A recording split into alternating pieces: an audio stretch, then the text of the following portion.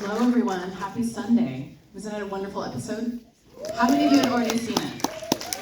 Repeat viewers, that's very compelling. So nice to see you. I am Stacy, as the voice of God said. Let's bring to the stage some of the incredible people who make this show, starting with Billy Bob Thornton.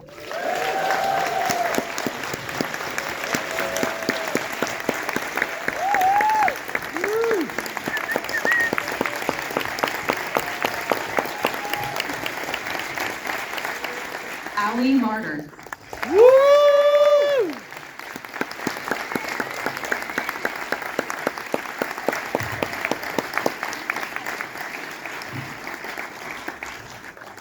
Jacob Lofland.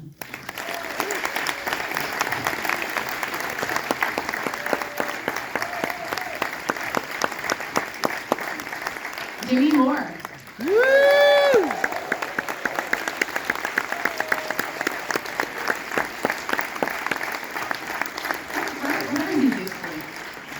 And the bad guy, Garcia.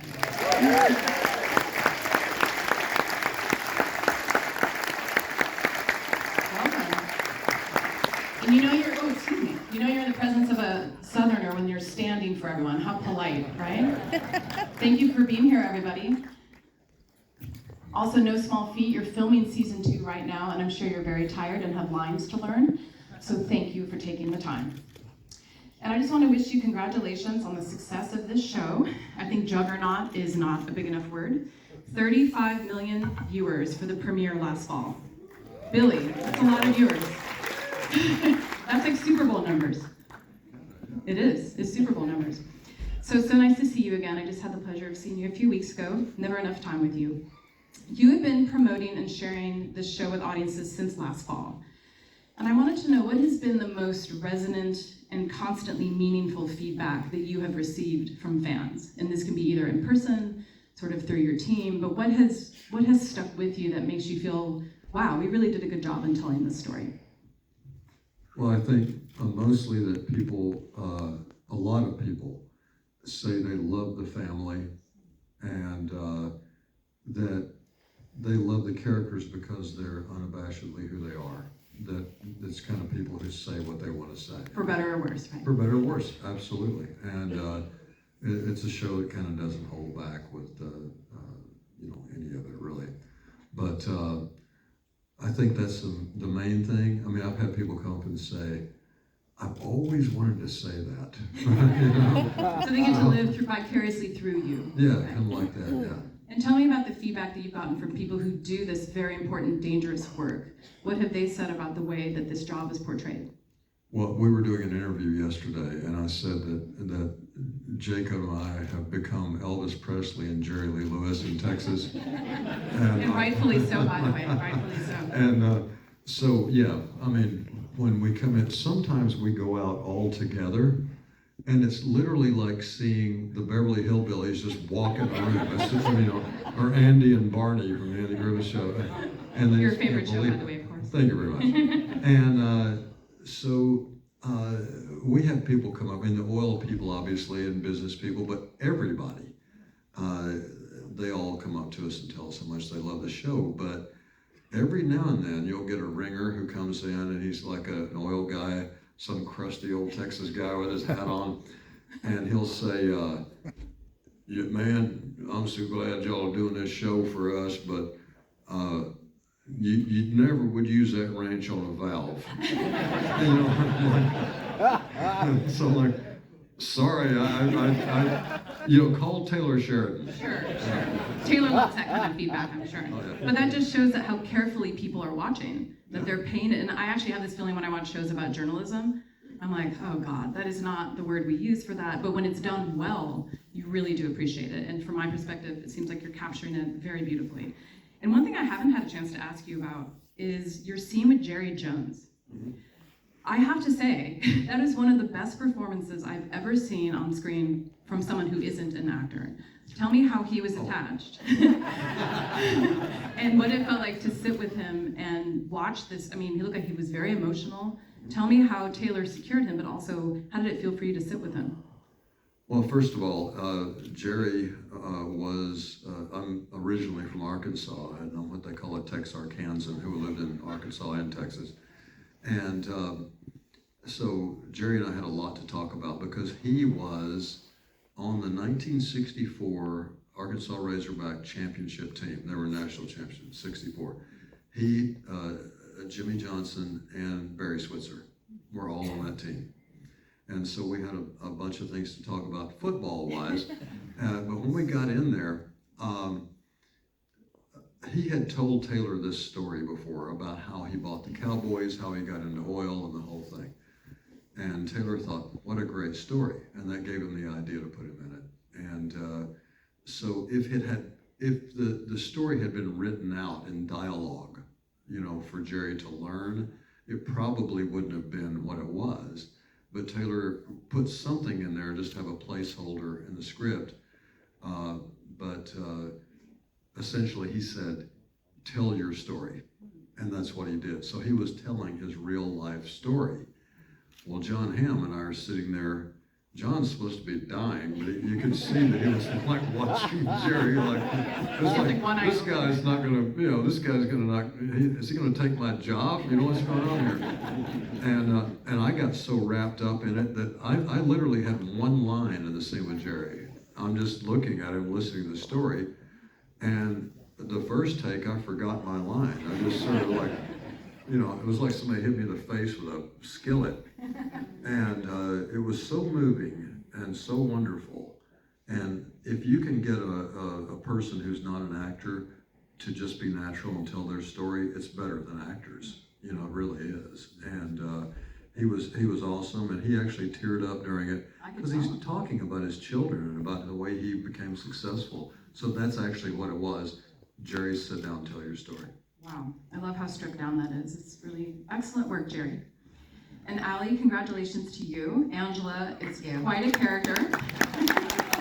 She's a lot of women, but she has a lot of heart, which I think we appreciate. It's interesting thinking about the Angela we meet at the beginning of the series. It feels like a very different person in this final episode that we saw today. In what ways do you think she has most evolved throughout the season?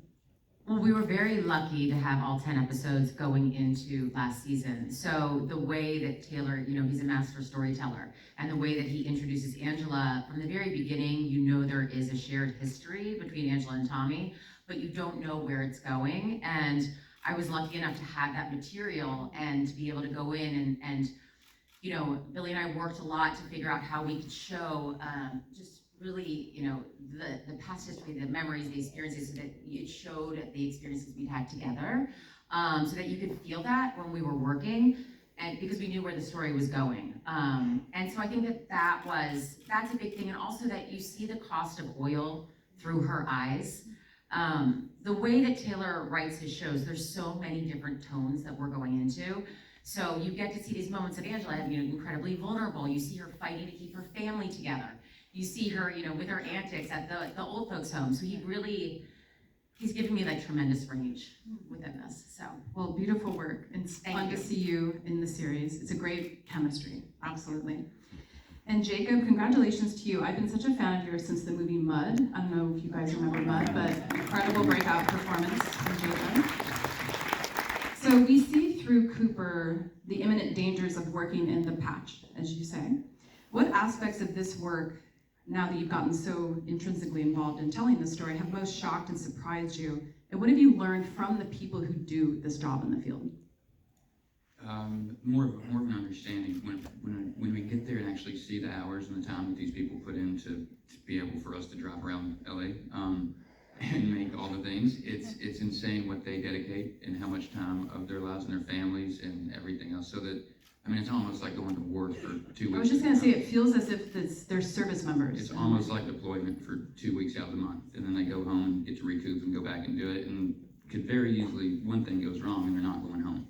So it's a huge dedication that really opened my eyes to being able to see it in person and meet these people, what they really give to be able to produce the things that we use every day.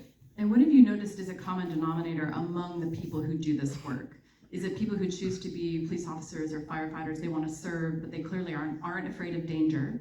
there's definitely an element of that, at least from the viewer's perspective. Yeah, there's a plethora of different types of people that work in this A business. lot of colorful characters, I assume, some of them. Some, yeah, maybe the majority. It's definitely, and it says in the script, it's the place where a felon or a high school dropout or whoever can go and make 6 figures a year, and that's a very known thing in that part of the world. So it's a very open business for that, and there's not a whole lot of, if you can read, write, and drive, it's good enough. And there's a lack of the judgment, first two. So. perhaps. Maybe you made some mistakes in your life, but you can still do this work. Exactly. In a sense. It's great, and I'm happy for the people who can make a living doing this. It's, again, Me too. a small thing. I don't like walking much. Yes. And Demi, it's so nice to see you again. I got a chance to speak to you. You had a wild award season. So nice to see you. I'm so happy for your success and your Golden Globe win. We're so happy for you. And before we talk about your character, I do want to point out that you and Billy, if I'm not mistaken, met on the set of Indecent Proposal in 1991. Billy played a gambler in one of the scenes in the casino. But I wanted to know what you remembered about your early interactions with each other. That was obviously a while ago, but you have great memories, I'm sure. I don't know what, I mean, we were just, it was a big scene in the casino. Rolling dice, pool tables, Billy spending stealing money, the scene as he always does. drinking beer. Just the things we're still doing. No, I don't know. You had to remind me, actually, that, She didn't remember me.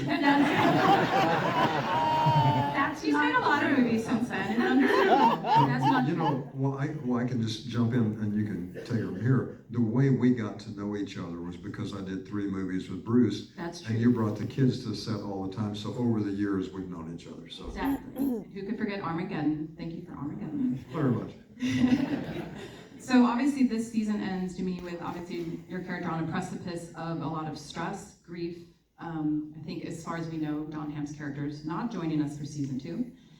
What is exciting to you about what she has to look forward to professionally, and also how she can sort of reassert herself as her own person, and in her family, but also in this business, which I have a feeling is not used to women being in charge. So tell me a little bit about that journey that she's about to take. You know what's an interesting thing is Taylor set up this relationship between Cammie and Monty as 2 people who've been together since, say, college, that they are so deeply connected, and it's that kind of rarity of a couple who, as John said, he thought it was his first time that he ever was in a good relationship on film. But where the loss is so devastating that it's like losing truly a part of yourself. And so I think as we're going into this season, so much of what's happening for Cammie, besides just the depth of loss and grief, is trying to put pieces together of another part of the world that she just let him handle, that now is falling to try to make sense of and figure out with a bit of a fast track and a learning curve. And I love the scene where she said 28 years of marriage, and the last thing I said was that he needed a shave. I thought that was I actually said he needed a fucking shave. If we want to be exact. that's a very relatable. We all have things that we wish we had said or phrased differently, and I think that's a really beautiful moment. You know what I was going to say too, when you were asking about the world, because I literally just arrived this morning from New Mexico, where my family is, who all love the show and who really have a personal relationship with the world and how dangerous it is. And I, in fact, lost a cousin at 22 on an oil rig. Oh no, I'm so sorry. And I think the fascinating thing is those who know the world love and appreciate the authenticity of it. And for those who don't really know the world, appreciate the opportunity to dive in to explore something they might not otherwise know. Interesting. And it's also something that affects all of us. We're not consciously day to day are we thinking about this, but the products and this marketplace impacts everything. Just sitting here today, we're impacted by this, which I think is really interesting. Well, great work as always. So great to see you.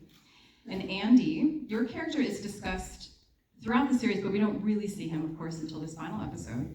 And you seem to be delighting in this character of Galino. I like the bad guy swagger you're bringing to this moment. What kind of preparation and rehearsal did you and Billy have together, but also with Taylor? What Because it's hard to step into this kind of denouement at the end of all this drama.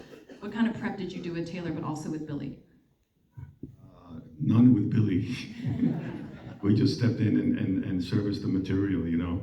But Billy was a great host. We'd known each other a little bit over the years, so it was familiar, you know, and it was very easy, you know. He's very generous. He's obviously an extraordinary actor, but he's also a very generous and genuine individual, so I have a lot of respect and admiration for him. So it was an easy thing to step into. And then, you know what the nature of why you're there, you know. How do we set up this relationship that Taylor can then write to.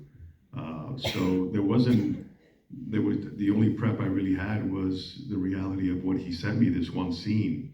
And when he invited me to Fort Worth to say, I want to write this character for you, he mentioned that there was his character that he wanted me to be this cartel boss. And I thought, cartel in the Permian Basin? You know, first I had to look up the Permian Basin. I didn't know where exactly it was. Then I go, this is in the middle of nowhere. Who are they selling drugs to, you know? And so, you know, when he wrote, he said, no, they were, you know, he kind of gave me an overview, and then I started, you know, I realized, oh, this is like the Wild West out here, you know, for my business, you know, not easy to track what we're doing. And then he wrote this character that obviously was very much a very powerful character, because he's connected to people outside of his own world, you know. And he said, no, he told me one thing. He said, no, your character is this guy, but your daughters, or you go to the gun club and your daughters play lacrosse at the local country club and you play golf. And I go, oh, he's one of those guys, you know. So I had a little bit of that kind of duality that he wants to explore, and then he says, you know, I want to get into the relationship that would, it's not the typical kind of like antagonist, I'm the bad guy. Like, we had a whole season of that with the gentleman that in the show. I guess we saw that scene where I killed my sort of right-hand guy, but this will be a different, you know, as you saw in the piece, you know.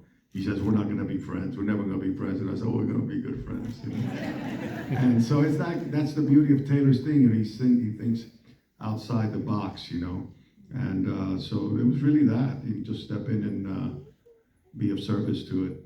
Well, and also make him feel like somebody we may know in our regular lives, which makes him that much scarier, that he is passing as a regular dad. Yes, I know. I have people who have moved into my neighborhood like that, you know. Wow, that sounds like a bigger issue.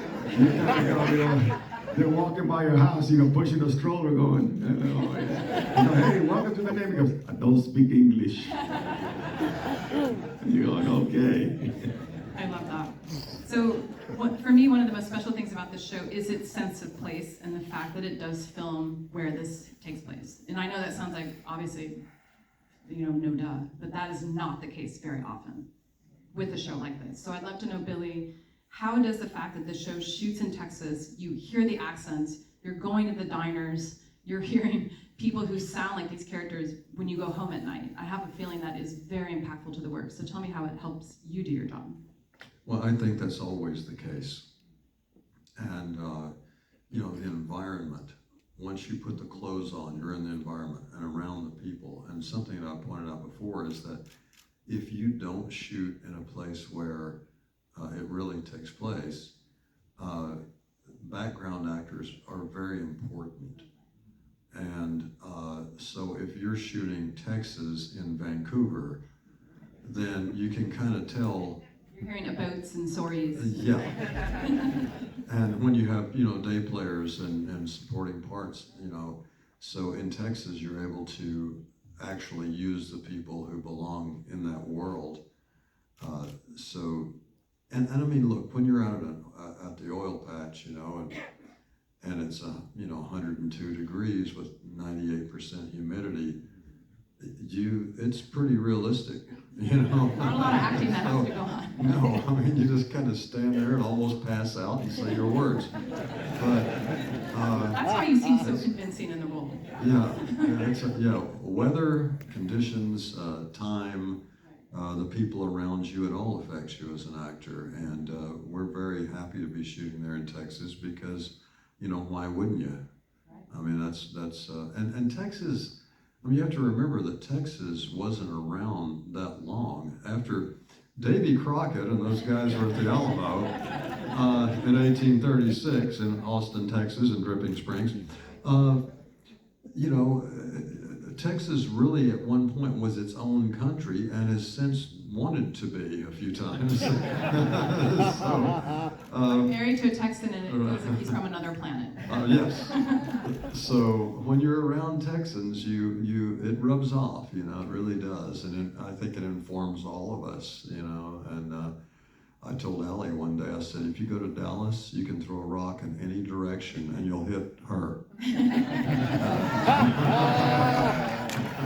A lot of those kind of ladies strut their stuff. Oh yes, they are dolled up. They don't even go to like a hamburger joint to go through the drive-thru without getting dressed up. Of course. You have to love that, by the way. There's a real pride in presentation in Texas. I really like that.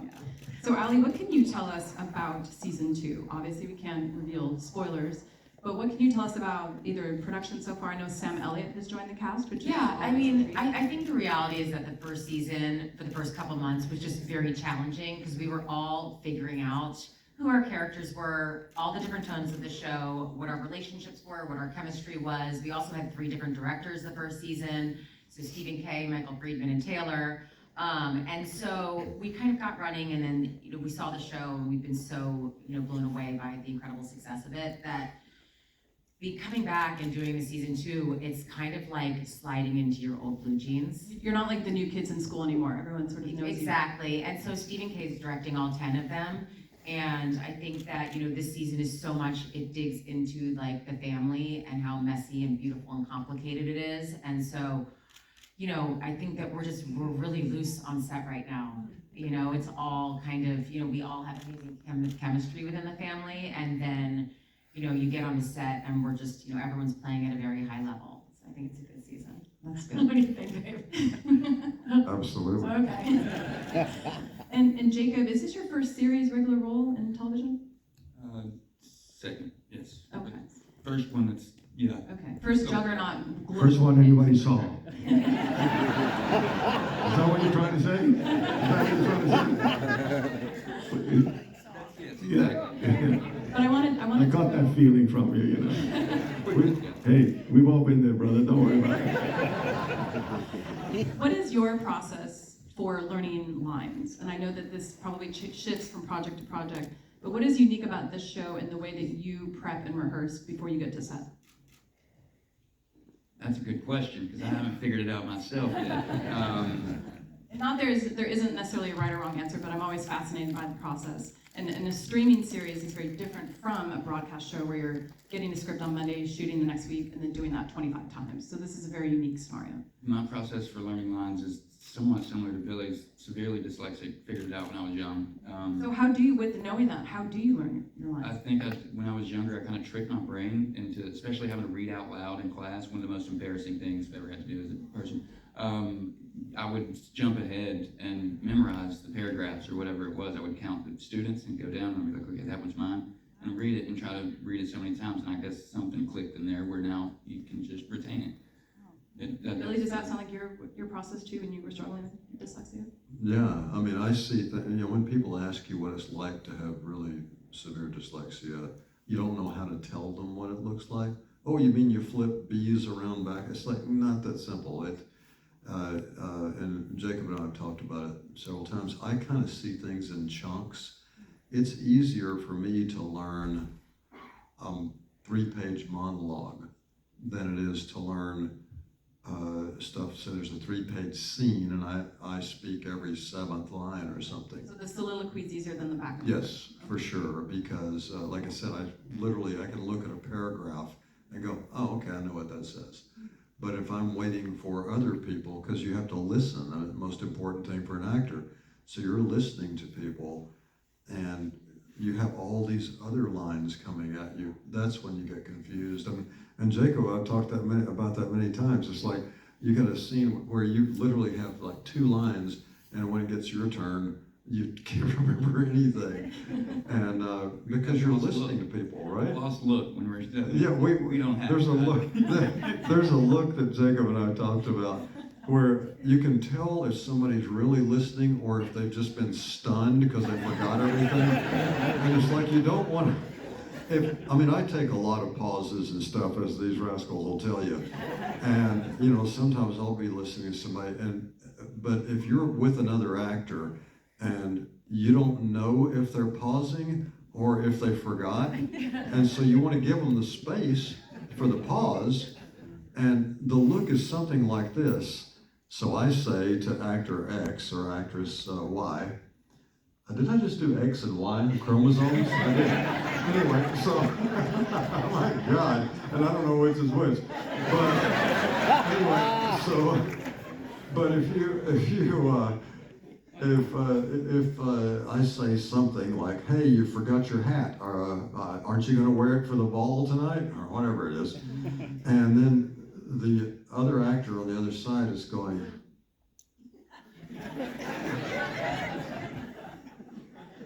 when do you cut in? How long do you wait for the pause to materialize? Yes, it's like, I don't want to, ruin their vibe. It's kind of a miracle that anything gets made and it's good, really. I mean, just knowing what everything that's required of each of you, it's really quite an achievement. Before we segue to audience questions, I wanted to ask Demi and Andy, most of your career until now has been working in features. And I want to know, what is thrilling to you at these phases of your careers as actors about doing television and about doing a show like this? Because I imagine you have lots of opportunities, you say no to things, but why did you say yes to this? And Demi, maybe you can start. One, Taylor. I just,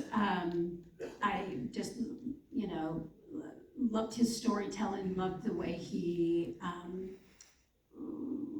the complexities of his female characters. I just really, it wasn't something I'd seen that much. But I also think there's something very different of having an opportunity to explore a character in a longer form.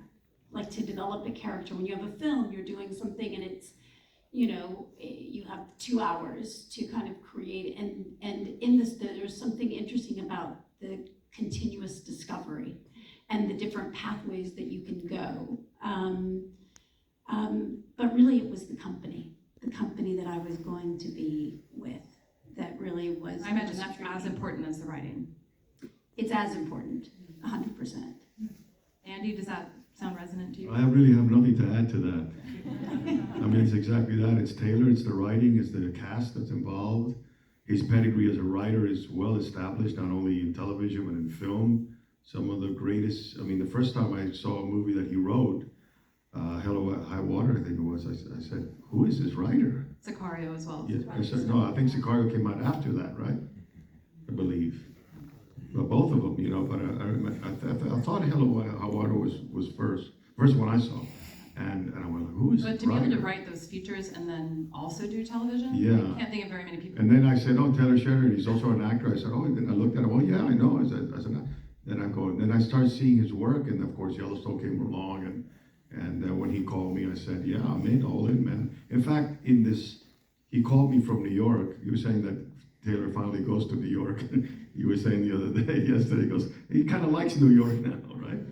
And so he called me from New York. I was having dinner here in the Valley, and it's Taylor. Oh, so I stepped outside. Hey, man, how you doing? He goes, oh. And he started telling me, he goes, I just want to let you know, I have these ideas and for the second season, and I want to let you know that I got to get to you organically, I can't just throw you in, I got to get back to you. And I said, I'm all in, man. I signed up for the ride. You do your thing. I'm there for you when you need me. And because you trust people who can write that way, and they have everybody's best interest in mind.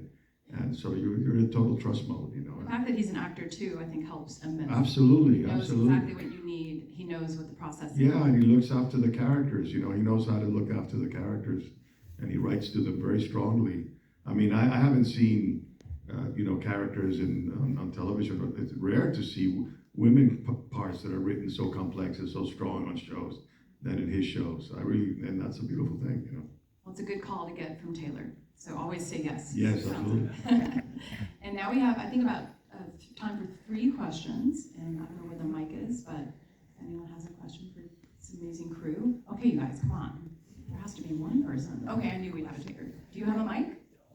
I don't need one. Okay, check. I'll repeat it if you need it. Thank you all. Brilliant, wonderful. Billy,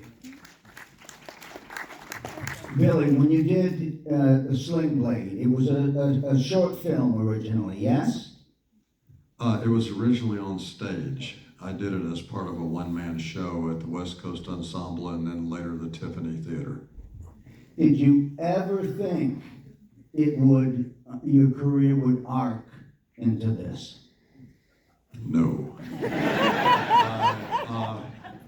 I thought my mom and the rest of my family might see it and recognize a few things that they saw growing up. And I thought a few friends of mine would go because I made them. And it was, they were ready to put Sling Blade away as soon as I made it. It was made for $980,000. And The film or the short? the film. The film, wow. Yeah, the film. With Dwight Yoakam. Yeah, Dwight and the late great J.T. Waltz, John Ritter, all of them, yeah. Lucas Black, and who, by the way, Jacob is the new Lucas Black. So, but yeah, it was not something we expected at all. And when they held two screenings, one in New York and one in LA at the same time. Obviously in New York it was later. And the movie was bought before the screening was over by Miramax because the guy who financed the movie just said, that's tough. This is how much we want.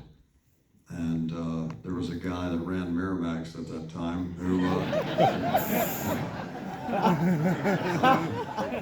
who basically was like Khrushchev, you know, with Kennedy. He was beating his shoe on the table saying, I'll get you, you little prick, and all that stuff. But he bought it anyway, and they put it out, and it took off because of people like Roger Ebert and Gene Siskel and Jeffrey Lyons and critics who got behind it, and that's how all that happened. You know. Well, you deserve it. Thank you. Thank you, buddy. Thank you. Okay, you right there. This is for all of you. You've all talked about how much you love the writing and the dialogue is fantastic. When you work with Sheridan, because everything is so specific, is there room to play around on the set? How do you manage that, and what is he like to work with in terms of letting you be free and find stuff? Is there room on set for Taylor to allow his actors to either improv or maybe play within the dialogue? It sounds like. Is that okay? If you do something, which I've, done my whole career, pretty improvisational, and with Taylor's stuff, it's so well written, you don't have to do much. But every now and then, I feel like saying something in the moment just because it happens. And if he laughs or cries, he keeps it. If he doesn't keep it. He did encourage me. I mean, personally, he was my first meeting with him. We went to his house when he flew me out to Fort Worth to meet, and he was a big fan of a movie I did with Jeff Bridges many years ago, and he knew a lot of the lines in the movie, and it was called 8 Million Ways to Die. And I told him we improvised that whole movie. He said, "No kidding." I said, so I and when when we went to work, Stephen said, Taylor said to tell you guys to do, to cut loose, whatever you want to say, let those guys do what they do, kind of thing. So I think he, as an actor, he appreciates the nature of an improvisational moment that might surge in the moment, as Billy said. But his writing is so good, you don't go into it with that frame of mind. It just happens because it happens in the moment, and this surfaces, and if he appreciates it and it works, he keeps it. He's not precious about it, but he'll recognize it right away. He told me, I said I threw one little thing in about I was telling Billy the other day about my lighter in the scene, where I said, I leave you my lighter, but it belonged to my father. Because I had a dream the day before shooting that this lighter that I'm going to use to light his cigarette, that it's a family heirloom, and that maybe it could be something from my character down the road that he cherishes, because just because people are bad guys and drug dealers and cartel people, it doesn't mean that they have a real relationship with their parents, with their siblings. How did my character get into that business? Was he just wants to be a gangster, or was he doing it to provide for a sick father and mother that he had to provide for them, and that was the quickest. You don't know what their backstory is that gets them into this world and what their relationships with people. He could still kill people, doesn't mean he's not a really good father, or a terrific son, you know. And and that's just the reality. Like my neighbor who was, you know, Who's your neighbor? who was pushing the stroller, and he went, "Hey, welcome to the neighbor." He goes, "You don't know me. We never met." Well, you know, sometimes, Taylor, if you say something funny, especially, that wasn't in the script, he's back at a monitor someplace, you know, and sometimes he would laugh so loud that I was afraid he screwed up the tape. And if he laughs like that, we look at each other and go, "That's in the show." The sweetest sound, right? I think his main thing is he creates such a clear structure. It's just basically the foundation is solid, and so within that there's room for nuance and finesse and impulse and, you know, spark of something fucking funny. There's also just the freedom too. I mean, there's never pressure. You're not going to be shunned for trying something different either. So it usually, there is a lot of freedom to do it. If it works, and if not, hey, we're going to go on to the next take. Yeah, I mean, he gives us a roadmap, but we're not going into the scenes knowing where they're going. So we don't have to kind of follow exactly the way he sees it. We're able to be creatively free and figure out what's organic for our characters. So I think that's, a big part of it. He also knows when he writes something, how he's gonna want it edited. He has an idea of that. So he's very, very clear of the vision that he wants for the show. So yeah, there's like space for improv at times, but I think everyone's right that it's pretty clear and it's pretty concise what we're trying to get across in the story. Thank you. And one more question, with the hat right here in front. I love the arc, especially Jacob, with what happened when they sit on the couch and she says thank you. There's so many different family dynamics.